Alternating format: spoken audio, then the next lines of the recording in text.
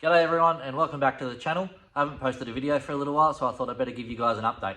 I have been busy. I've had these two legends here around to give me a hand, and we've pulled the motor out, and my engine bay now looks like this.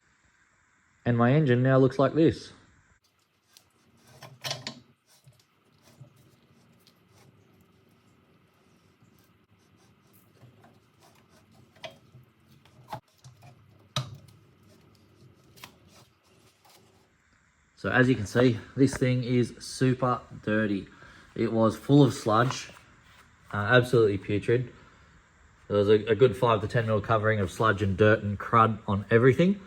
Some of that is in here. You can see in the tub, down in here, all of that crap was absolutely everywhere. So obviously, I plan to just quickly pull it out and slap a cam in, send it back in and send it at Summernats. Has blown out.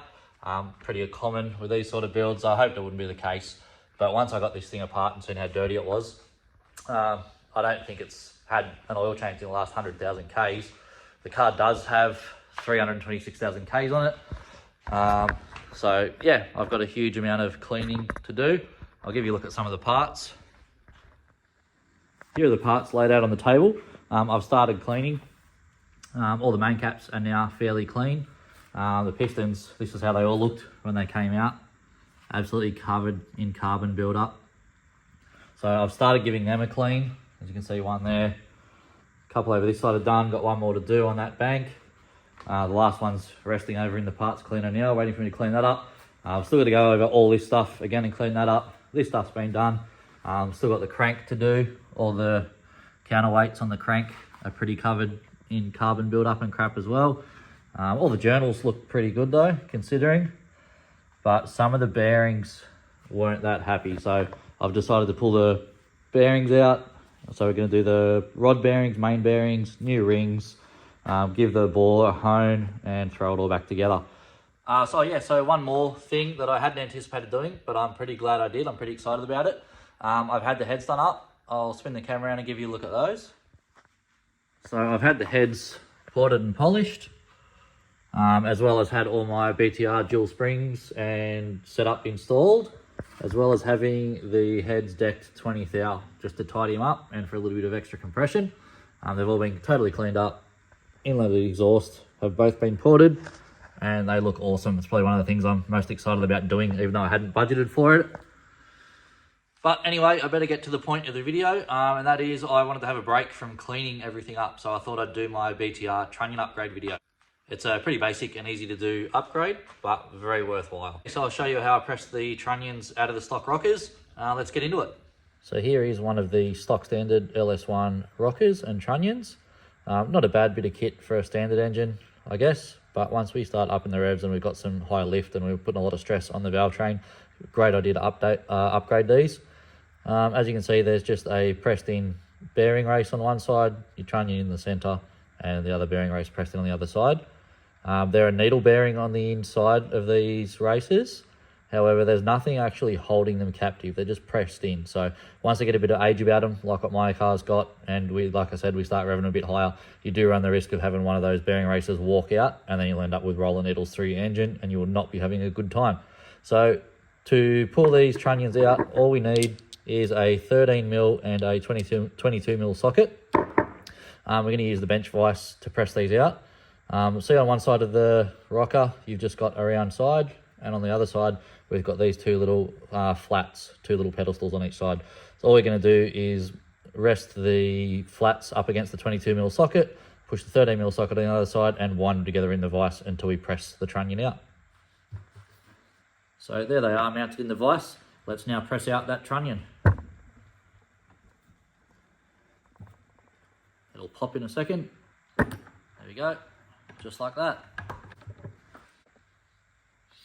Now that we've got that pressed out, just remove the top socket, take the bottom socket off. You'll see the bearing case stuck in the socket and the other half is stuck in the rocker.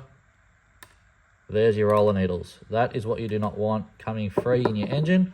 It won't take them long to fall down in your valves, destroy your bores, pistons, engine. Game over. I'll go ahead and do the other 15 of those, and then we'll pull the BTR upgrade ones out and have a look at them. All right, here is our cleaned up factory rocker arm with the trunnion removed. Let's go ahead and have a look in the BTR box and see what you get with the upgrade kit. Okay, so for anyone playing along at home, that is the part number for the BTR rocker upgrade. The NB denotes no bolts. I'm going to reuse the old rocker bolts. That's totally fine to do that, or you can order new ones with the kit. We've got some instructions in here. We've also got the mounting washers. We've got the replacement roller bearings. We've got the trunnion body itself. We've got the install washers and our snap rings. The instructions show the assembly order for the snap rings, retaining washers, bearings, and then the trunnion. There's also some instructions here. I'll have a quick squeeze through those and then we'll go ahead and start installing these trunnions. So here's all our parts for the BTR trunnion. I'll give you a look at the actual trunnion itself. I don't know if the camera will be able to pick this up, but it's actually got two small holes there on each of those bearing races. So as far as I'm aware, this is the only trunnion upgrade on the market that has the oil holes to be able to directly oil the rollers inside the trunnion. All right, let's go and jump on the little press and put this together. So the first step is to start with the empty rocker arm in the press and grab one of the bearings that comes in the kit. The instructions make note of making sure that you put the side of the bearing with the writing facing outward. So I don't know if the camera can see that there, but you've got the writing on the outside. There's just a little plastic cap. I'm going to leave that in there while I press the bearing in, just to help keep the rollers captive. Once you've got the bearing sitting nice and square in the rocker arm, go ahead and press it into the bearing. You just want to press the bearing down until it's flush. Now go ahead and take that cap out. Okay, the next step is to go ahead and place the trunnion into the rocker arm and the new bearing that you've just installed. So it sits down inside the bearing in the bottom. You see it hanging out the bottom there. The bearing's seated nicely and you can see the top of the trunnion hanging out. We'll then place it back on the press. Make sure you use a base with a cutaway so that you don't put any pressure on the bottom of the trunnion. And then we'll get another bearing and we'll push that into the top, remembering again to make sure we put the writing on the facing outward. Again, you want to make sure you get it nice and square and then you can press it home. Sorry, forgot one very important step almost. Make sure you put your assembly washer on the top so that your press doesn't put any pressure on the trunnion. It only presses the bearing in.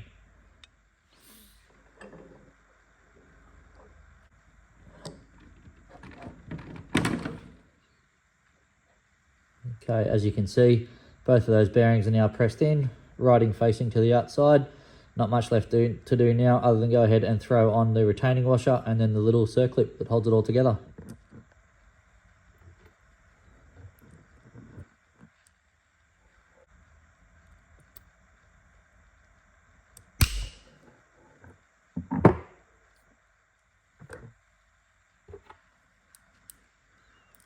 Place the retaining washer, grab our other split pin, sit him under the lip, grab our pliers, and install the circlip.